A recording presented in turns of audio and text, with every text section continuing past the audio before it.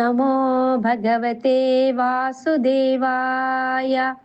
హరే కృష్ణ కృష్ణ కృష్ణ హరే హరే, హరే రామ రామ రామ హరే హరే. శ్రీమద్ భగవద్గీత యథాతథము, షష్ఠ అధ్యాయము, ధ్యానయోగము, శ్లోకము సంఖ్య 1. శ్రీ భగవానువాచ అనాశ్రితః కర్మఫలం కార్యం కర్మ కరోతి యః స సన్యాసీ చ యోగీ చ న నిరగ్నిర్న చాక్రియః. అనువాదము. శ్రీకృష్ణ భగవానుడు పలికెను, తన కర్మఫలములందు ఆసక్తి లేనివాడు తమ విధులననుసరించి కర్మలను చేయువాడే సన్యాసాశ్రమమున నెలకొనినట్టివాడగును.